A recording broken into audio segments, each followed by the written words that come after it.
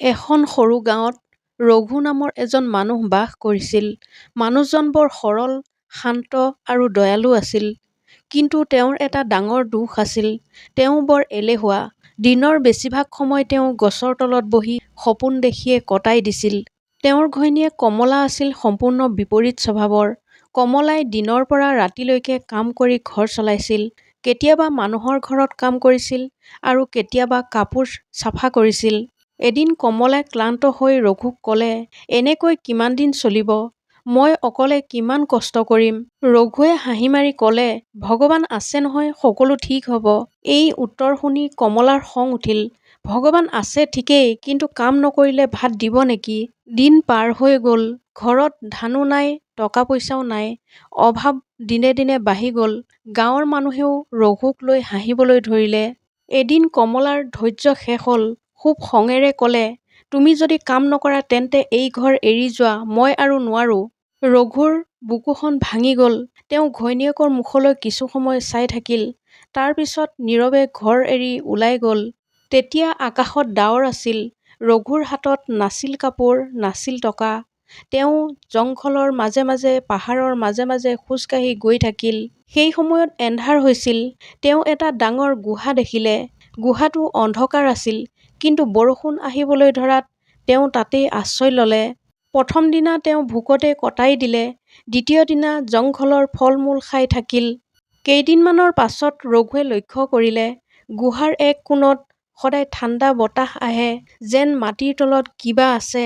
কৌতূহলত তেওঁ এটুকুৰা শিল লৈ মাটি খান্দিবলৈ ধৰিলে। বহু সময় ধৰি মাটি খান্দিয়েই থাকিল। তেনেতে শিলত লাগি এটা শব্দ হ'ল। ৰঘুৰ বুকুখন ধপধপাই গ'ল। তেওঁ আৰু জোৰেৰে খান্দিলে। কিছু সময়ৰ পাছত এটা পুৰণি লোহাৰ বাকচ ওলাই আহিল। বাকচটো খুলি তেওঁ আচৰিত হৈ গ'ল। ভিতৰত আছিল সোণৰ মোহৰ, ৰূপৰ অলংকাৰ আৰু বহু পুৰণি ধন। ৰঘুৰ চকুৰে চকুলো ওলাই আহিল। তেওঁ ভগৱানক প্ৰণাম কৰিলে। কিন্তু ধন পায়ো তেওঁ অহংকাৰ নকৰিলে। গাঁৱৰ এজন বৃদ্ধ মানুহৰ সহায়ত তেওঁ গহনাবোৰ বিক্ৰী কৰি সৎভাৱে ব্যৱসায় আৰম্ভ কৰিলে। কিছুদিনৰ ভিতৰতে ৰঘু ধনী হৈ পৰিল। তেওঁ ঘৰ সাজিলে, দুখীয়া মানুহক সহায় কৰিবলৈ ধৰিলে। ইফালে কমলাৰ জীৱন আৰু কষ্টময় হৈ পৰিল। তেওঁ ভাবিবলৈ ধৰিলে, "মই খঙত ডাঙৰ ভুল কৰিলো।" এদিন গাঁৱৰ মানুহৰ মুখেৰে শুনিলে, ৰঘু এতিয়া ধনী আৰু সন্মানীয় মানুহ হ'ল।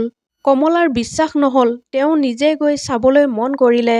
যেতিয়া তেওঁ ৰঘুৰ নতুন ঘৰলৈ গ'ল, তেতিয়া দেখিলে ৰঘুৱে সাধাৰণ পোছাকত গাঁৱৰ দুখীয়া মানুহক আহাৰ বিলাই আছে।